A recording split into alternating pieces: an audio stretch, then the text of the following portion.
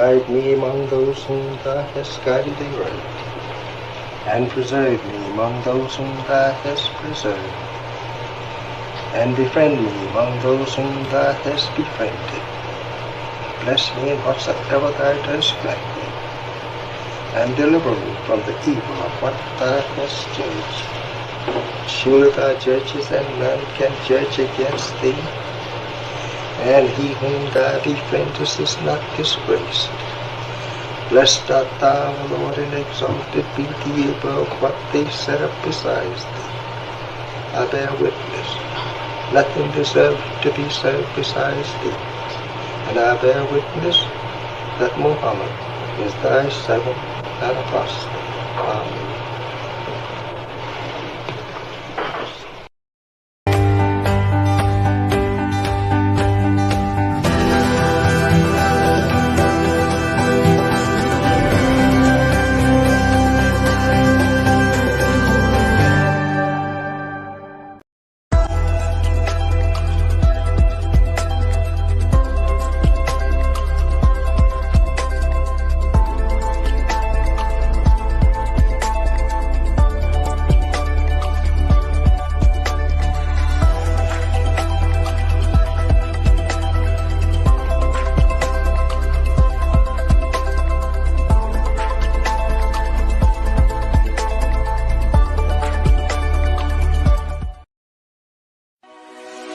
This is Sister Sajdah Muhammad. We are proud to announce that the Sajdah House commemorative Elijah coins are finally here.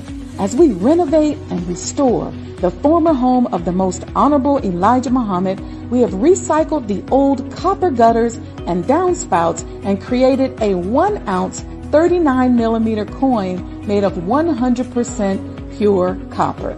Each coin is professionally graded and has its own barcode and registration number. This priceless heirloom, made from recycled copper from the messenger's home, is now available at sajdahhouse.com.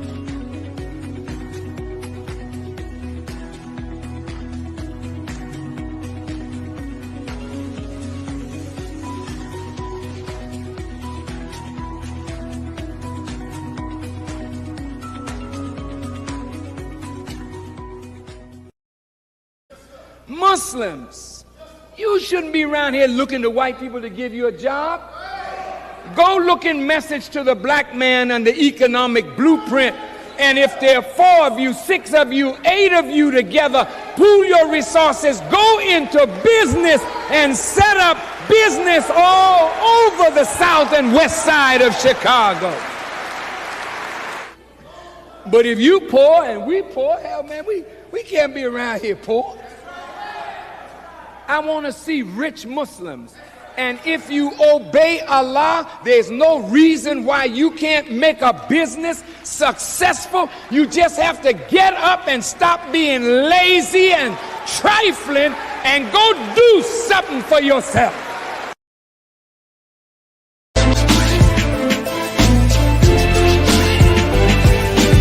You belong to yourself. You're an independent people, created from the nation of free people. Yes, sir. You don't need to go nowhere but to yourself. Yes, sir. There will be a great separation. Yes, sir. So I said, it is on now. The college is meant to prepare you for your future. That the time dictates that if we don't do something for ourselves as a people, we will be destroyed. And the aim of the enemy right now is to take us out. We have God with us. We have Him as our guide. Yes, sir. We don't have to stand around here and ask the question, what must be done? Yes, sir. Get up and let's go and do something. Yes, sir. We cannot sit down. We cannot lay down. Yes, sir. We must get up. Yes, sir. And go to work. Do you know what real joy is in life? envisioning something and bringing it into reality. That's real joy. Do you know what the next step in joy is? Behold how good and how pleasant it is for brethren to dwell in unity. Tonight, you need to fasten your seatbelts. We're going to hear from some of the greatest minds in the world. I don't know about you, but I'm tired of trusting our future and the future of our children into the hands of those who don't love us. I believe we need to revitalize black leadership.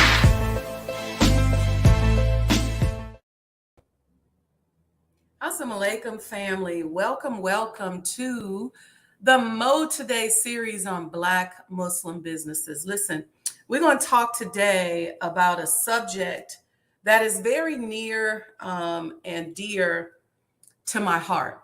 And here's why. As I began to travel around the world, let me put it this way. I believe that Allah has different assignments for us. And we're all walking through the volume of the book. We're following these great, brilliant men who are walking through the volume of the book. And so we're walking through it and right up out of it. And so we have assignments. We're here for a reason. One of mine has been related and connected to business and business development and real estate, things like that. And so as I started to move into a position where I started to hire people and needed to look for people to do work for me, I started off with this naivete that I could just be Black, take the business model that I learned in school, move it over to the business world and plug in Black people, and we would be all good. What I realized was that I was not incorporating the unraveling and the fall of the American business construct that was really developed through colonialization on the back of slavery. So there's a whole capitalistic business model that's very predatory, that this world is built on. And what I learned through, not only through my experience, but through the work with some of the primarily laborers that I worked with as a Muslim, as a young Muslim in the Nation of Islam, was that old business models no longer work. And so once I understood that I needed to become a thinker and not a robot, I started to then look for people that could work with me and who could think. And so when I hire young people, I'm oftentimes looking for those who are open enough to allow me to teach them how to think on more than just a linear level.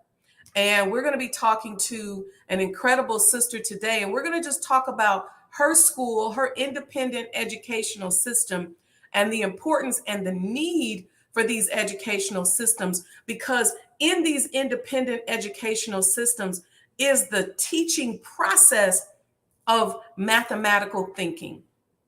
Okay, now before I bring my sister on, I want to set this up because I want you all to understand why someone like her is so important, why so many of our brothers and sisters who are following in the footsteps of the Most Honorable Elijah Muhammad and the believers from the late 30s and early 40s who actually were arrested and went to jail and sacrificed their lives so that we could have independent education to this day. Most people don't know that. You go to a chartered school, you decide you're going to homeschool your child. You don't know what the early pioneers of this movement sacrificed so that you and I would be able to do that. So I'm going to show a couple of videos. The first video I'm going to show, it's an older video. It's from something during Black History Month, but it's talking about educational inequalities, because I really want to set this up so that you all understand why this sister and independent educators like her are so critically important. I can sit here and tell you as a businesswoman that we are not going to be able to compete on a global level until we learn how to think mathematically. What does that mean? We have to understand the how to solve problems. There's critical thinking. There's deductive reasoning. There's not just linear thinking that's based upon some reaction to your emotions or based on how something stimulates you. Okay, so we're going to have that whole conversation today. But let me set this up. So let me go to this video. I want you to check out this little summary of educational inequality, and I'll be back. Let me grab this.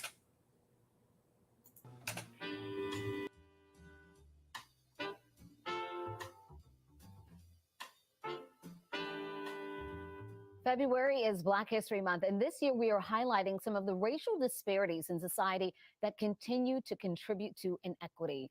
For decades, Black students in the United States have lagged behind some of their white peers. Experts say many factors, including racial differences in socioeconomic status, can contribute to the achievement gap. But there's one dynamic that is impossible to ignore. There are notable differences in the proportions of Black students who are treated differently in school systems. Let's take a closer look at education inequity. Let's start with the discipline divide. This is data collected by the U.S. Department of Education's Office of Civil Rights. It shows roughly 2.7 million, or about 5 to 6% of all K through 12 students, received one or more out-of-school suspensions during the 2015-2016 school year. But let's dig deeper into the data. It shows Black students represented 8% of enrolled students, but accounted for 25% of students who received an out-of-school suspension. Black female students represented 8% of student enrollment and accounted for 14% of students who received an out-of-school suspension. And children can be pegged as troublemakers before they even start kindergarten. Education Department data from the 2013-2014 school year showed Black children represent 19% of preschool enrollment, but 47% of preschool children receiving one or more out-of-school suspensions. In comparison, white children represent 41% of preschool enrollment, but 28% of preschool children receiving one or more out-of-school suspensions. Disciplinary actions are often associated with a range of negative life outcomes. Students who are suspended are more likely to drop out of school and have run-ins with the criminal justice system. Black students also face pervasive prejudice when it comes to access to advanced coursework. A report by the Education Trust shows Black elementary school students represent only 9% of enrollment in gifted and talented programs. In middle school, Black students make up only 10% of students enrolled in 8th grade algebra.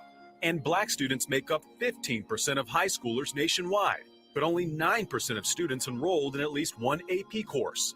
There's also a disproportionate representation of Black students in special education. In 2016, 12% of Black students across the nation received services at school for disabilities ranging from emotional disturbances and physical disabilities to intellectual impairment, but only 8.5% of white children received these services.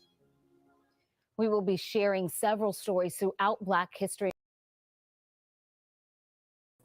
All right, so y'all see those statistics. I'm going to bring my sister in here because one of the questions that I'm going to have for her is what happens when you have a child that can't navigate through this educational system, and is it all bad? So welcome to the show, Sister Boniswa. I just love her name. Thank you, sis. Thank you, sis, for inviting me, and I am so honored to be here. And let me start off in the name of Allah, the Beneficent, the Merciful. I bear witness that there is no God but Allah, and that Muhammad is the messenger.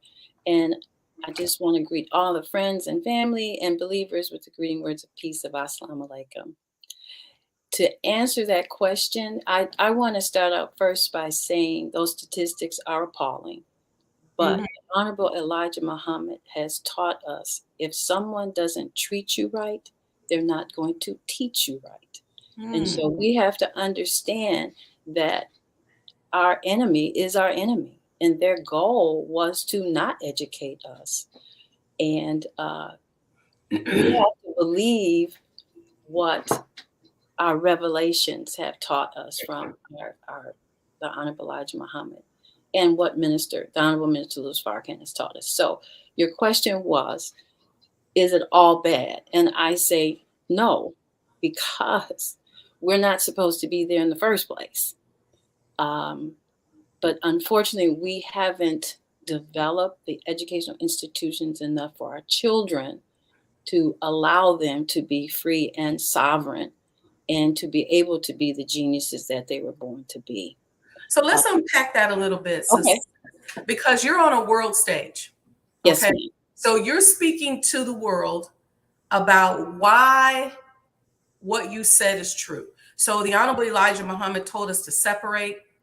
He and early believers, they were in prison. They sacrificed a lot for independent education. He told us that this educational system was failing and unraveling. He gave us an example of school systems that we could model, that we have to now evolve so we keep up with the modern times. And so we know that Islam comes after all else fails, right? Yes, ma'am. Mm-hmm. So you have people, Black people, white people, people who are suffering because this educational system has let their children down. Okay. And so what do you say to them? Because they may say, well, you know, I'm not a Muslim and I don't really, I don't really know if I can really get with that. And it's almost similar to the question that I get from people in the business world. And so I've had to learn how to teach the people the mechanics of economic development that is serving as a mechanism for us doing for self and using our religion as a tool. But what do you say to those persons? I'm a sister, I'm in the church. I don't know what to do. I tried every school system. What do you mean every child is a genius? Because mine don't seem like they are. Well, that's a huge answer to that question. Mm-hmm. One is I'd start with love of self and love of child. You have to know your children. Okay. You have to know and believe that every child is supposed to be happy and love learning. And if your child is not happy when they're learning, there's something wrong. And it's not the child, it's the system. It's what we've been taught to believe, that it's always us. Something's wrong with us. Something's wrong with you. Yeah. Something's wrong with the child. And it's not. We have to flip that ideology around. It's us and not the system. And I'll give an example. My daughter, before I was Muslim, she's brilliant. She was double promoted twice. Mm-hmm. She graduated from college at 20. But as a young mother at 22, I didn't know, but I knew she wasn't happy. And I remember going into the school and I fought for my daughter. I said, well, if she's getting all A's and she's disturbing the class, then it's not her. She knows the information. So are you giving her additional information? And the teacher was like, well, I give her more work, but you're giving her the same work she was doing. So you weren't challenging her. So part of it is we as parents have to be directly elbow to elbow with our children and making sure that they enjoy school and that they're learning and that conflicts, believe your child when they tell you a teacher doesn't like them. Believe it. I come from that kind of mother. She didn't play with no teachers. None of them. You wasn't getting ready to mistreat her children. She wasn't having it. And speaking of, I know from my own personal upbringing, one theme in our house, I love where you said the child has to be happy. I did pretty good in school, but I was always pretty happy in school. My brother says I would be mean to the teachers, but it's because I was in a fantasy. I used to pretend like school was my office. That's a whole nother story. But one of the things that I was taught growing up that has been a through line of my life is my mother pushed us to be independent thinkers. I grew up in an era where we got whoopings. Mm-hmm. We would get a whooping if we were found being followers, if we were found not thinking above for ourselves. And she forced us to be problem solvers and thinkers. And despite all the education that I had, that is the one thing of knowing how to think my way out of a paper bag and solve a complex problem that I find is missing with so many of us, not only as adults, but especially our youth. When I know for myself as a businesswoman, I go to hire them. What are the different types of advantages to our ability to think do schools like yours offer, in addition to being happy? You said it right there. Well, we have to have nation builders. We have to have engineers. We have to have artists. We have to have people that understand mathematics, because the root of any civilization and building a civilization is understanding mathematics. And what we have to also understand is our children have to be explorers. Too often we tell them what they can't do. You can't do this, can't this, don't do this, don't do this, don't do this, don't do this. Yeah. And so many times I hear parents saying that, and I say to them, well, what can they do? Yeah. What can they do? So we have to give avenues. I mean, even if it's when you're going grocery shopping and you say, you have a conversation about the ingredients in a package, or you add up the cost of the food, so the child gets the mathematics and the importance of putting things together. You allow them to explore in the backyard. How many children play outside now? And I mean, now I must say, COVID has forced a lot of families to figure out the benefit of all those things, because I mean, you couldn't go anywhere but in your home or local areas. And so I think more families are understanding the value of exploring and letting your children be free and ask questions. So many times you hear mothers and fathers say, oh, be quiet. Don't ask me it. Because one of the first things children ask from 2 to about 4 is why, why, why, why, why? And we have to allow them. And if we don't know the answer, we have to be honest enough and say, I don't know. Let's figure it out. Yeah. And so we as adults can't allow our egos to get in the way, as if we have to know everything, or if it has to always be perfect, or they always have to be quiet. So I say to families to be free. Let your family be free to explore and have fun.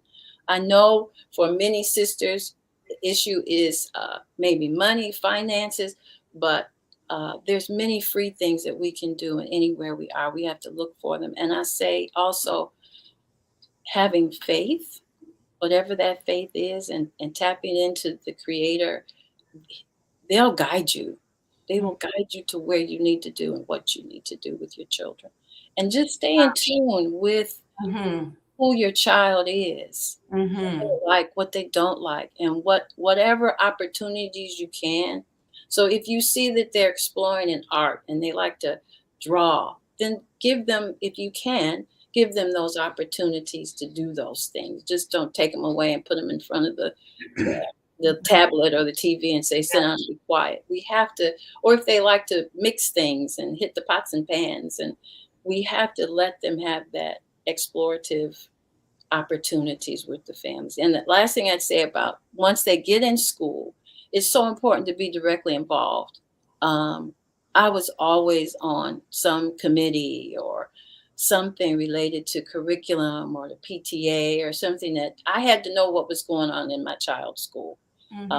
I did. I needed to know, because I figured out these people were with my child 40 hours, at least 40 hours a week, 50 hours a week sometimes. And it's like, well, they're with me less hours, so I needed to know what they were doing. So being directly, actively involved is very, very important.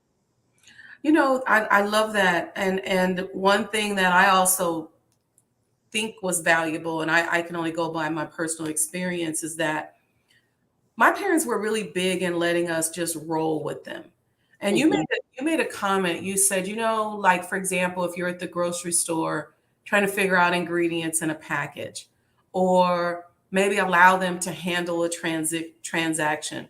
My mom would let us do that. My father would let us order our own food. Mom would say, go up and order this or that, or learning how to talk and figuring out how to deal with people who maybe looked at you a certain way. And some of those life skills our children lose because we're so busy working. They can't really roll with us. They can't hang with us.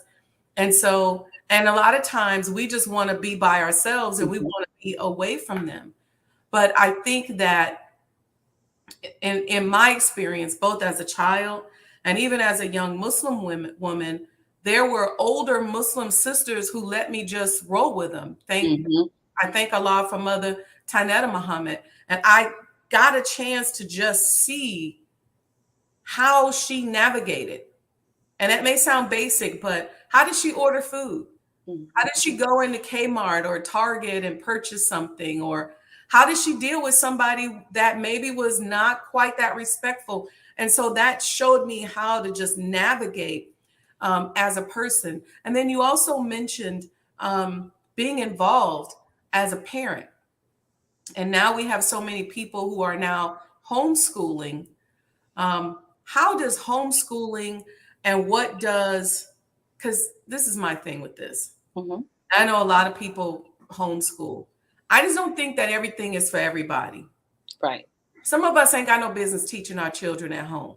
And I know that we think that we can. We think we stick in front of the computer. We're going to structure out a classroom. But it's like we really shouldn't be. Also because oftentimes the dynamics between us and our children are not dynamics that are fertile for learning. Just because, you just may have a child that is a little bit more rambunctious or who's going to buck mama. How does, and I want, after you answer this, I want you to tell us about your school, but how does that come into play in terms of us developing systems where we can get help with homeschooling and help with private schooling so that we don't always have to do it ourselves? Well, one of the things I think has happened is the dismantling of the community. We always, with, we had a Y, we had recreation centers, we had places where we could go. So the raising of the children was a community, not just my parents. And so I think the burden is on young families now in a way that it wasn't before. Good point. And I understand why they want to opt out because they don't know another way. With all of the challenges in the public schools, many of them choose homeschooling because they don't want their children exposed to all the insanity that's there. And so they're doing the best they can. And I think in whatever institution that you're affiliated with, whether it's a church or a mosque or a temple, that community and building that is so important for your children. So even if you're homeschooling, if you could work with other mothers that are, other parents that are, so you can plan group field trips and activities. As part of the Avalon Village in Highland Park, Michigan, I'm a part of, we're having a homeschool hub where we're offering to the community the opportunity to have school away from school. We'll help them with lesson plans. We have all the science equipment and art equipment, just a minimal membership fee will allow them to use the space. So we have to come together and build that community as adults. The adults have to do that. And as much as we are on Facebook and Instagram and TikTok, you can't tell me you can't develop a homeschool community that benefits you and your family. We can do that. So wherever, you have to start where you are. And I agree with you. And that's the other thing about that ego. As parents, we have to own the fact we can't teach everything to our children. I was a terrible teacher to mine. I mean, I had to hire a tutor when my children needed help. I had to hire somebody else besides me because it's like, why don't you get what I'm saying? So you said something, sis. You talked about community. And what it triggered in me is that I always draw this comparison, and I've done this on my shows, how after the civil rights movement, there became this thing where I think maybe it was before, this was back even before that, but during that period, we had to pick a side. Were you with Booker T or W.E.D.? Yes, I remember that. Yeah. Were you with Malcolm or Martin? You always had to pick sides. Are you Christian or are you Muslim? But we're all facing the same systemic problems. And so I love your concept of coming together as a community so that we bring the various different solutions to the table. And whatever solution is the best is the one that's going to win. So we don't have to be afraid to be separate. Right. When in the community, we're all suffering and dealing with the same problems. Tell us about your school. I know you said all children are geniuses, but tell us about your school and your educational process. The name of the school is Every Child is a Genius. And I chose that because the etymological definition for genius is really to beget. And it also means to the innate spirit, the spiritual ability of every person. So we're all born with that ability and that spirit, with the God-given talent, and that we all have the responsibility to develop that, because no one ever, ever, ever, ever, ever, ever will be you. And that's because your genetics comes from your mother, 50% from your mom, and 50% from your dad. And it goes all the way back 76 trillion years. And so the mathematical probability of there being another you is just, it doesn't happen. You're it. And so that genius that was put in you has to be molded and brought out. And that's what education is to bring forth, to bring out of. And so with that kind of philosophy, that's the essence of the school. And we believe that every child has a right to a free thinking, problem solving, sovereign mind. And a sovereign mind is one that can think and do for self. You said a free thinking, problem solving, sovereign mind. Yes, ma'am. That is beautiful, sis. Somebody put that in the chat for me. She said everybody has the right, every child has the right to a free thinking, problem solving, sovereign mind. That's just, I gotta write that down. Go ahead. Problem solving. Beautiful. I'm sorry, sis. No, that's right. So that's our mission. And so I've developed a curriculum. And I have to, my ego too. My grandfather, actually, I'm a 5th generation educator. Okay, I was just going to ask you that. Yes, ma'am. In every generation, our family has established some educational institution, starting with my great-great-grandfather, William Jefferson White, who was one of the founders of Morehouse College. Okay. And every generation has done that. And it's just my turn, my time. And my grandfather graduated from Harvard in 1932, and he wrote a book called Health Through Projects. And I put it off, and I was like, yeah, grandpa, I'll read his book. And then I found out when I read his book that Harvard had been studying back in the turn of the century about project-based learning, about this high order thinking skills and all of this, but then they didn't give it to us. They gave us something else. And in his book, I realized that I'm just extending his research. That's right. And it was such a blessing and responsibility, because I was like, but now I say, oh my God, now I really have to do this, because it's been put in my lap to do. Yeah. And so right now we are at the very verge of opening up. I have to have the inspectors come back out and, put a stamp of approval on everything. But we are an action-based learning, which means an action-based learning environment, which everything is hands-on. And the curriculum is called K4, Knowing in the Fourth Dimension, because the fourth dimension is time. And Mother Tynetta, of course, has talked about space-time. I just love her. Oh, I miss her. May Allah be pleased with her. Yes. And the 4 is kinesiology, kinesthetics, kinesthetic learning, and knowledge. And with movement and understanding the human body and how you remember things and how you learn things is important. So we do a lot of exploratory work, questioning, technology. I did a 10-week session. Because of COVID, my goal was to get to school, get the money, but I had to, like you said, COVID changed everything. So you have to adjust your business plan, right? And with the help of a very good friend of mine, Charmaine Harris, she purchased 45 properties on one street in Highland Park, Michigan, called Avalon, and it's called Avalon Village. And she's allowing me to start the school in what she calls the homework house. So I'll be there hopefully in November. And so we do a lot with science, math, reading, history. We just tie it all in, and it's thematic based, which means every month we have a theme. So we've taught weaponry, we've taught the science of weaponry, we've taught the science of the earth, we've taught. So these are 2-year-olds, and we just have fun. We just have fun, and the parents love it, and I love it, and we're going to grow. We're going to keep growing. You mentioned your grandfather, and his work at Harvard. That's very intriguing to me that he was learning and studying and helping to develop or contributing to the development of a new way of learning and a new way of thinking that was not adopted by the masses. How much of that science is going to go into your school system?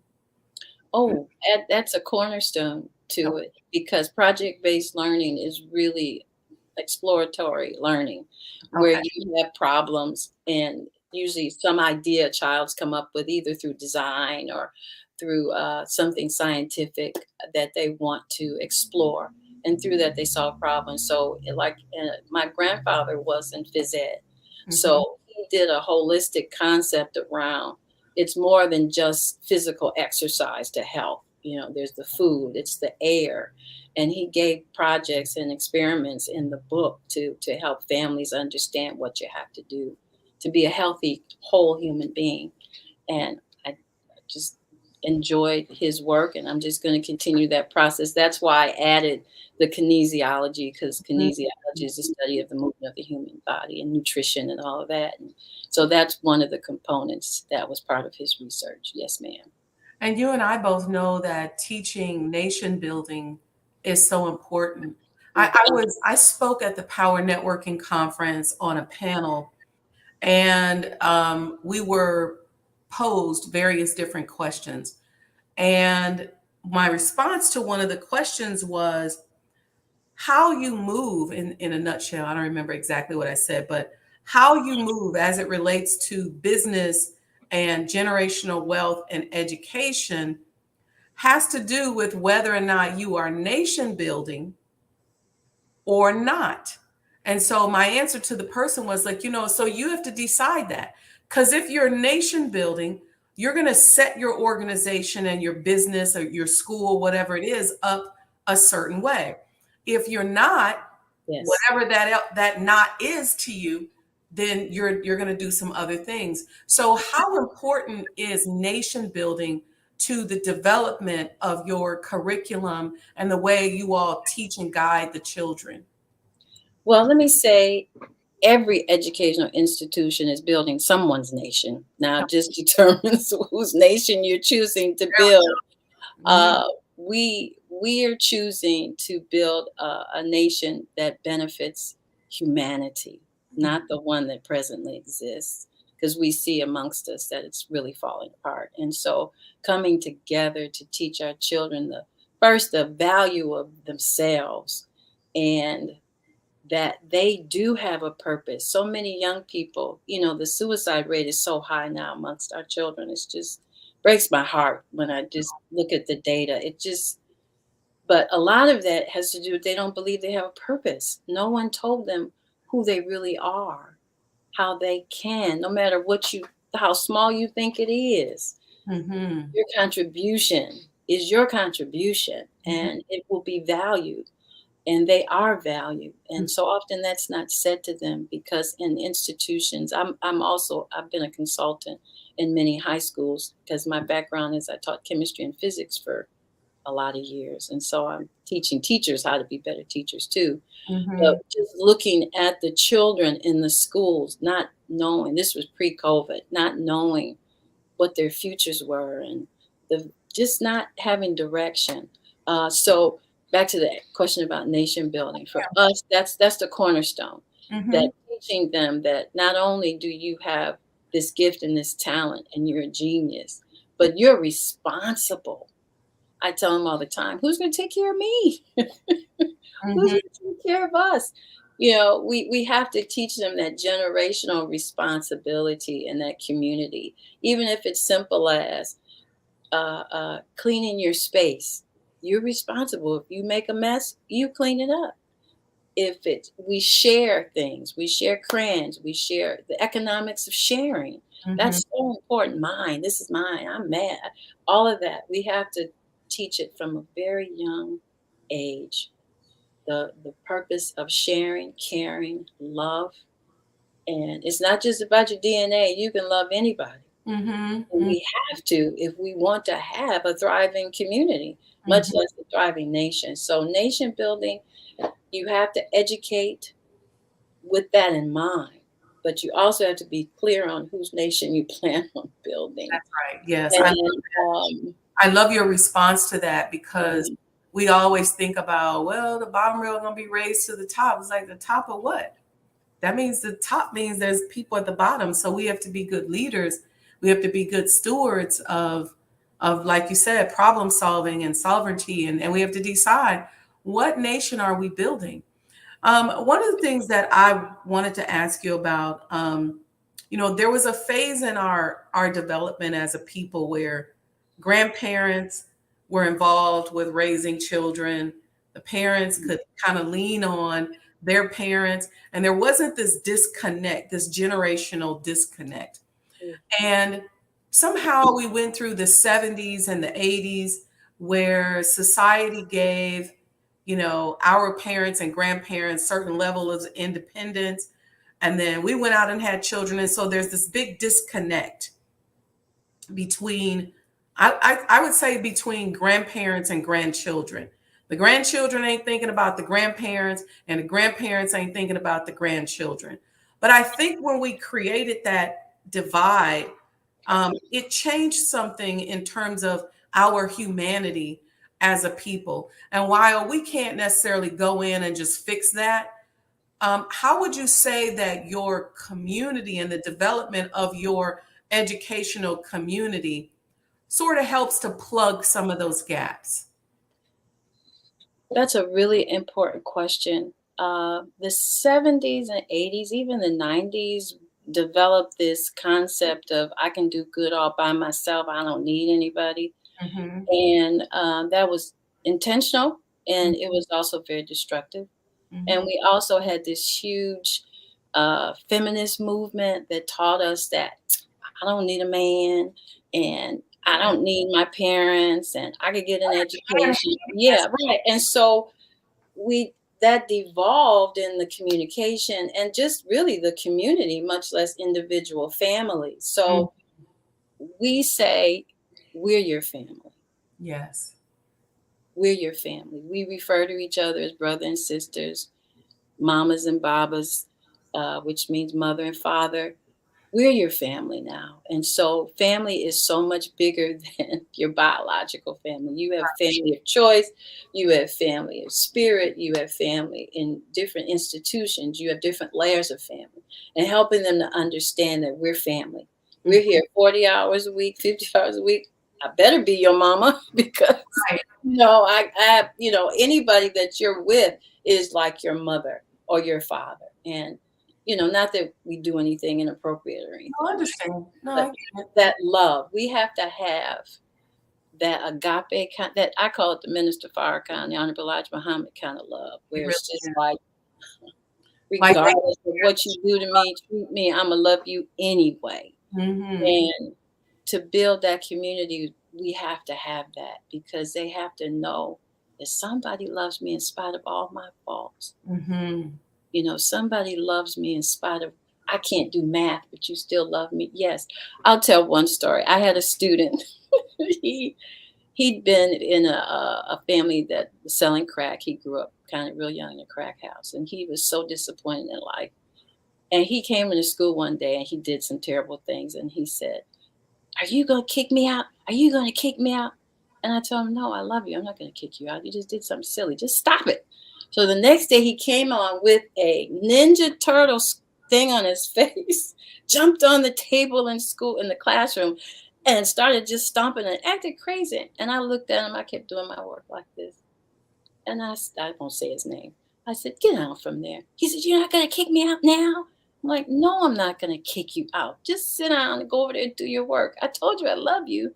But he hadn't heard that. He hadn't experienced that. He was so used to getting kicked out, doing something silly and getting kicked out. I was like, "No, just you, there's too much work that needs to be done. We don't have time to kick you out of school. Boy, go sit down."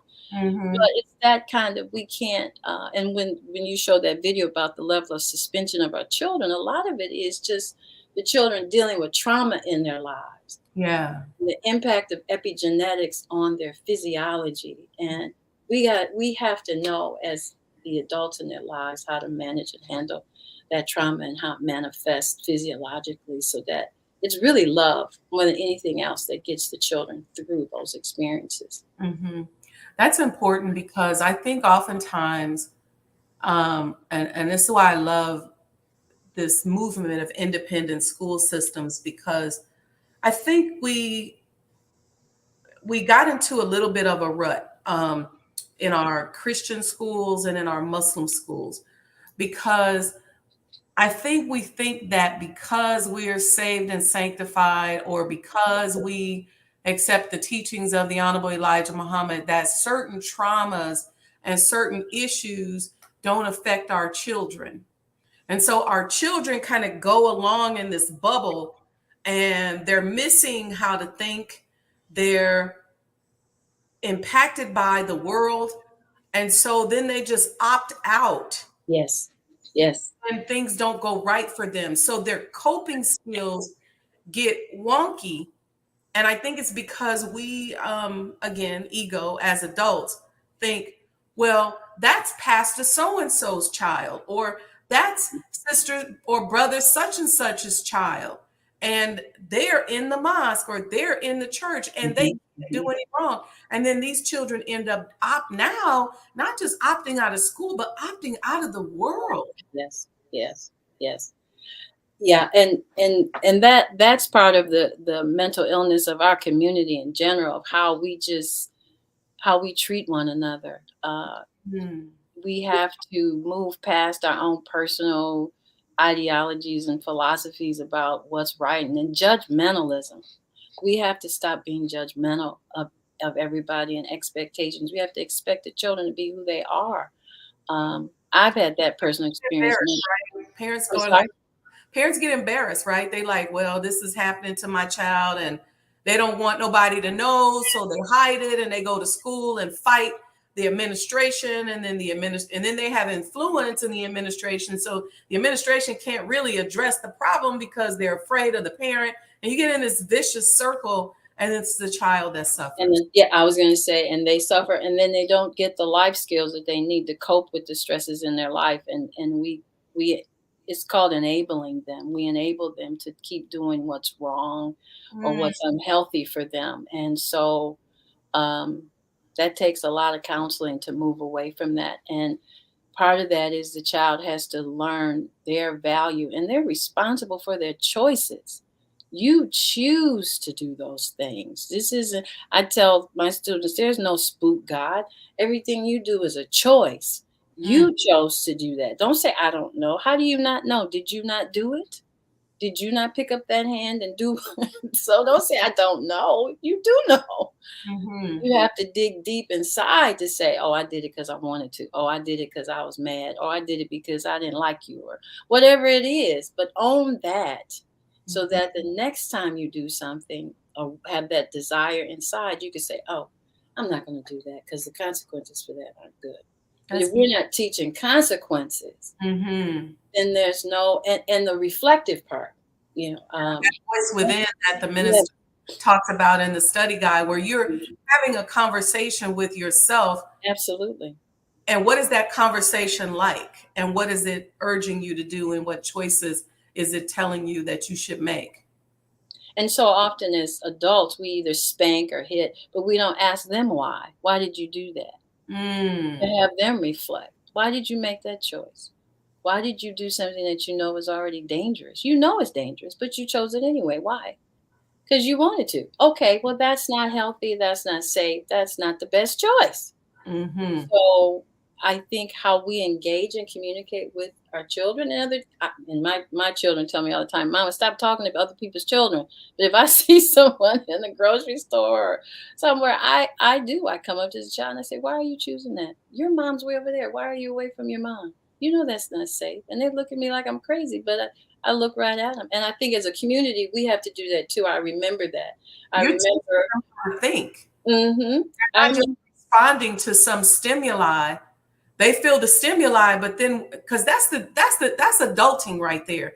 You have a stimuli, you get stimulated, but then do you just respond to the stimulation?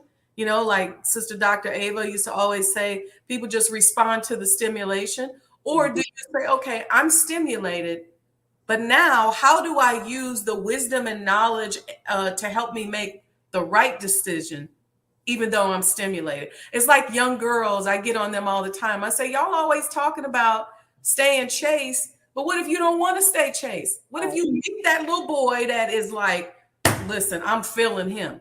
Now, what are you saying to yourself? It's easy to talk yourself out of doing Yes. do. Yeah.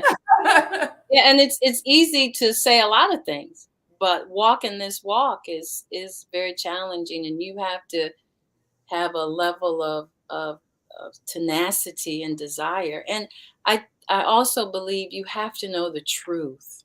Mm-hmm. And as you're educating your children, you have to know the truth that they're beautiful, they're divine, that they have a purpose, that they're going to change the world, they're going to make things better. And if you believe that as a parent, you're going to look for those things and ways to build that in your child. And children love to learn if we just give them a chance and if we know that truth. And I think I said, I'm not sure, but the first 2,000 days of a child's life is the most important because they're developing their brain at an exponential rate. And so in this society, they invest the least money in education.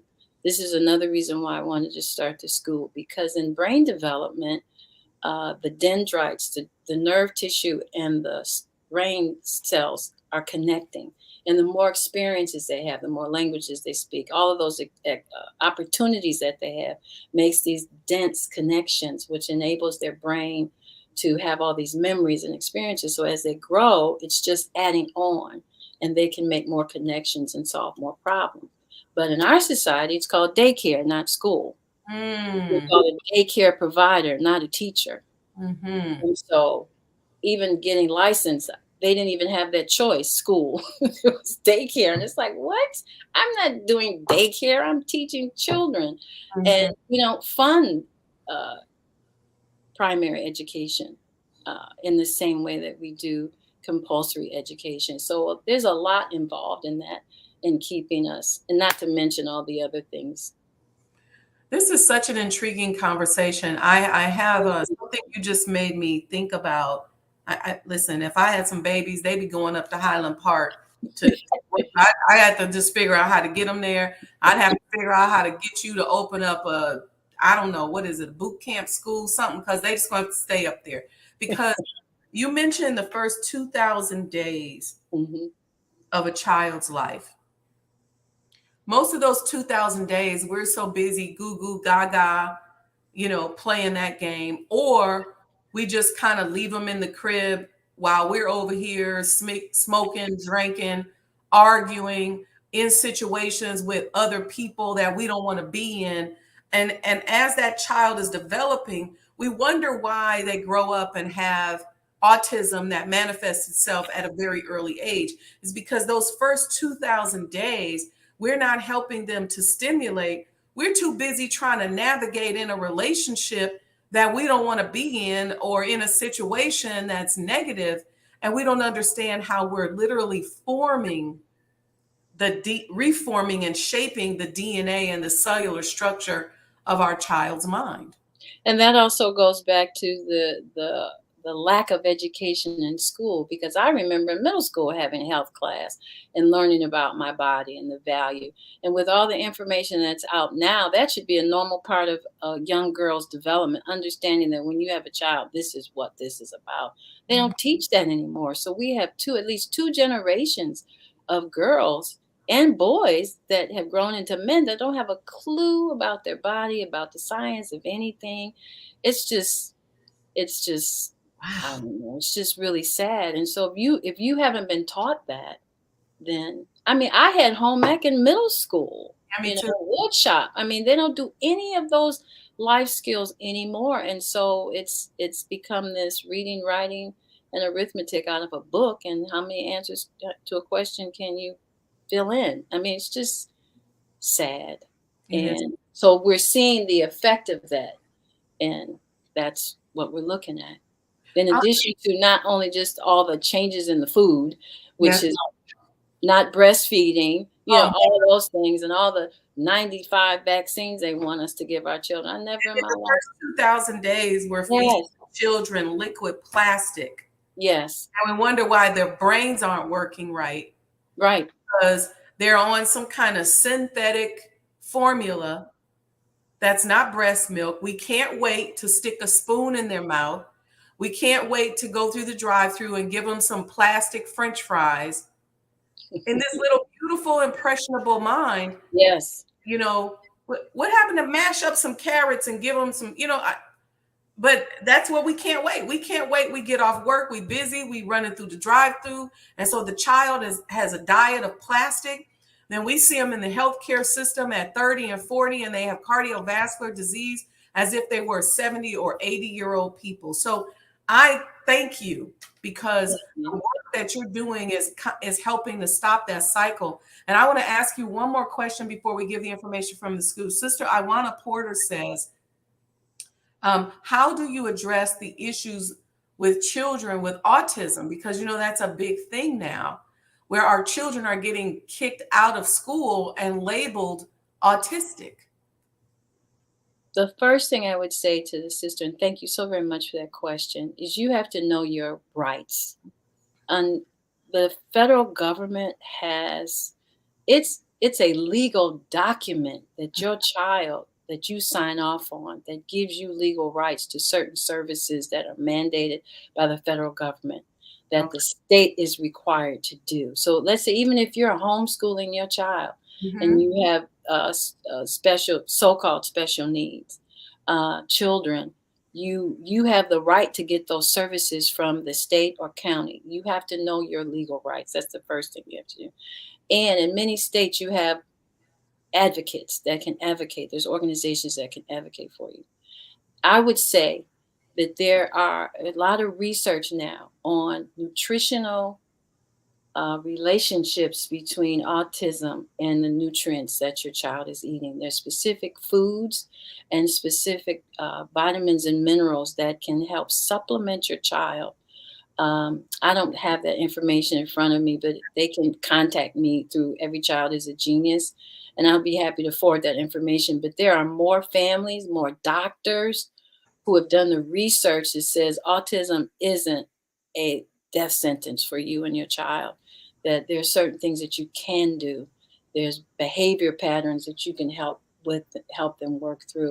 But in terms of if you're in school, you have to know your rights, and you have to have an advocate, and you have to know that you have to fight for your child. You have to fight for your child, and they can learn. There's nothing a person cannot learn, no matter what the state. It's just who's teaching and how they're teaching. Every child can learn. It's how they're being taught and who it is. Mm-hmm. Sis, you are an amazing educator and amazing consultant. Is it everychildisagenius.com? .org. Okay.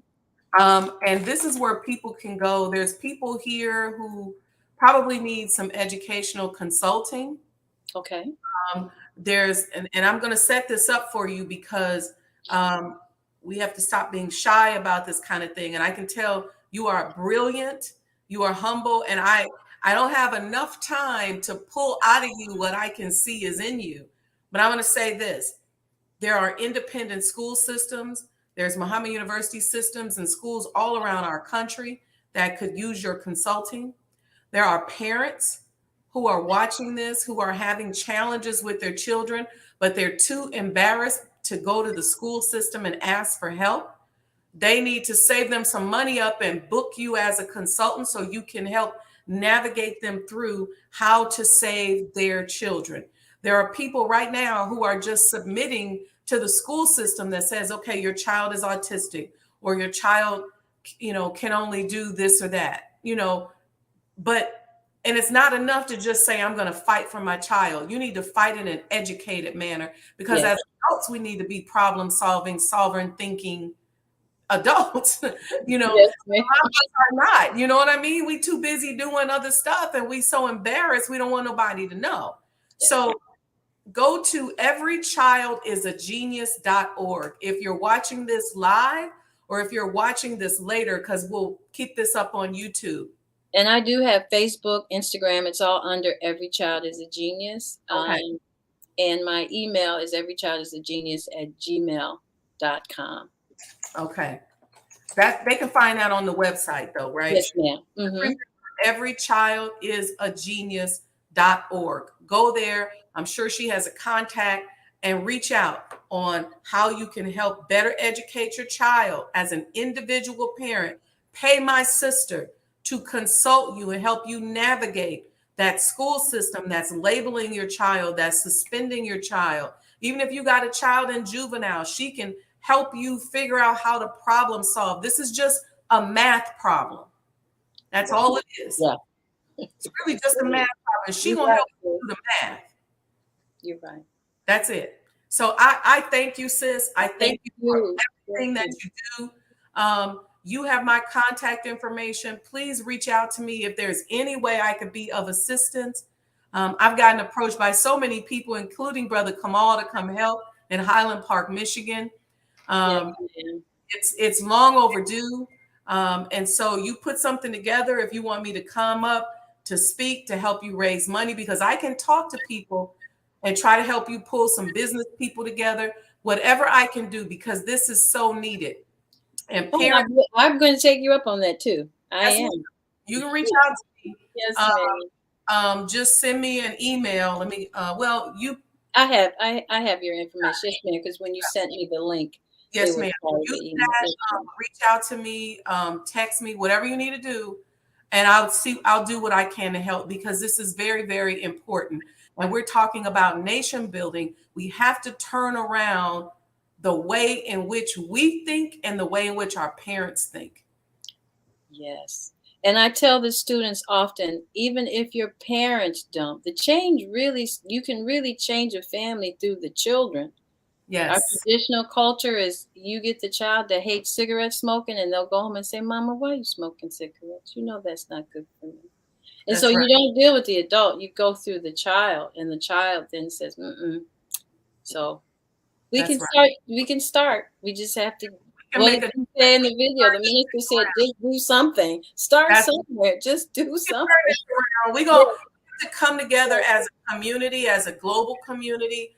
And I will become a part of your global community, and you use me as a resource. I can talk. One thing I can do is talk, and I've been a lot of places. I can do that. So whatever I can do to help. So thank you very much, sis. I'm going to end our conversation with a clip from the Honorable Elijah Muhammad on education, so that we understand how to look at education and how to use education. So thank you again, sis. Everybody, go to everychildisagenius.org. Any last words, sis, that you want to say before I show this clip of the messenger? I just wanted to say I appreciate all your work. I remember as a child seeing the messenger's home and saying, oh, it's so beautiful. And with you renovating and restoring it as a museum, it's just such an honor to meet you. And so thank you so very much for all that you're doing. You're doing amazing work. I work on, sis, is bringing these babies up here for field trips. Yes, ma'am. Oh, for sure. Yes, ma'am. For sure. Setting up these day trips so they can come and they can learn. Yes, ma'am. It's time for us to tell our own story and offer an alternative to this educational system that's out here that's really failed us. They stopped teaching children 30 years ago. And most of us didn't get the memo. We still think that they stopped that a long time ago. Yes. A long time ago. Yes. All right, sis, you're welcome, sis. Thank you all for watching. Let me cue up this video that I want to show you all before we go of the Honorable Elijah Muhammad talking to us about education. So with that, I want you all to make sure that you go to sajdahhouse.com. Make sure you get your commemorative Elijah coin. Join the Honorable Minister Louis Farrakhan in supporting me to renovate and restore the former home of the Most Honorable Elijah Muhammad. Let's lift his name. Let's say his name with honor. And let's not give these people who are out here trying to manipulate our history of victory. So we got 2 type of coins that you can use to support. I'm not really about asking y'all for money. I'm going to show you more in service value. I got skin in the game, and I'll die on my post making my word bond.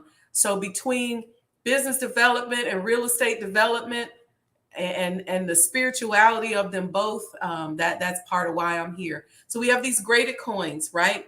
These are the international coin graded coins. All of this is made from copper from the messenger's home. The code that you get on the back of here is going to be your membership number. And we've been working on developing our membership model, working with Imam Sultan Rahman. You might get membership to Table Talks, but you're going to need this coin, and this number will give you a discount to your membership. There's these pendants, which is the one that when the minister called me up on the stage, he held my pendant in his hand. I took it off of my neck. There's only 7 of these left. So if you're looking for these that are $350, there's only 7 left. So we're going to be out of these very soon. This coin is the one that's going to give you a multipland, if you know your math, meaning you're going to buy the coin. It's a collector's item. It's a piece of the messenger's home, but you're also going to get access to certain levels of membership with this number that's on the back of the coin. So I'm going to leave the website on here as we listen to the Honorable Elijah Muhammad talk to us about education. I'm going to remove myself from the screen so that you can focus on him and focus on his voice. And let me say this one last thing. Start paying attention and calibrating yourself to the love that is in his voice and the love that is in the Honorable Minister Louis Farrakhan's voice. Some of you all check out my coffee talks on Saturday, and I think it was 2 Saturdays ago where I talked to you about calibrating to that vibration of love.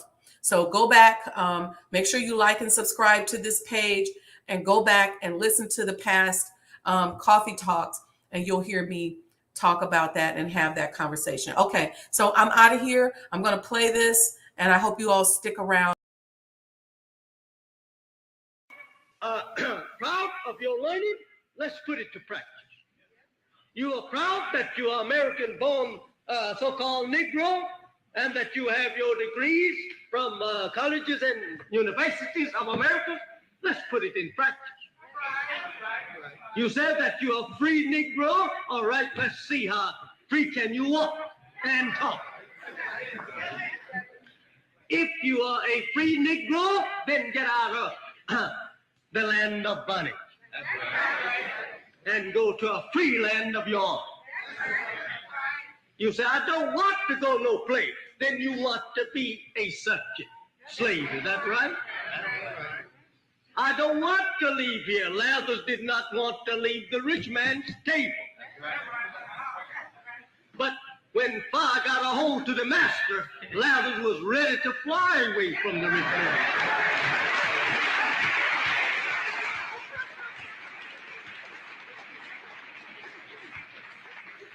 I said, I think America is doing a lot of good for you and I. And then I say it's done a lot of harm. They take and give to you soup if you don't have work. They give to you bread if they don't have work for you. They know you are lazy. They know you don't think for yourself. They know you depends on them to think for you. So since you are so in love with them and have so much confidence and trust in them, they give you a little soup until they can give you a little work. But I said that is not yet good. They should teach you to be yourself. They should teach you how to get on the road to self and become an independent nation like all other nations. You admire Ghana being independent today, about 5 or 6, 7 million people, a little better than 5 million people. You admire them. What do you look like at mine, Ghana? We're over there in Africa, on the shore of Africa, thousands of miles away. What do you admire them for? That's what I want to know. What do you admire Ethiopia for? What do you admire any of your people on the outside of America for their independence? What do you admire them for? Are they making you independent? Huh? They're not trying to make you independent in America, are they? Well, yeah, where you want to live.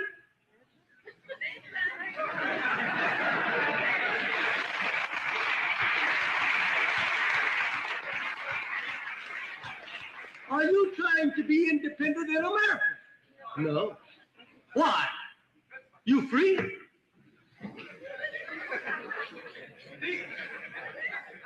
Why should not you try to be independent? I'm scared. That's right. You are scared even to say that you want to be independent.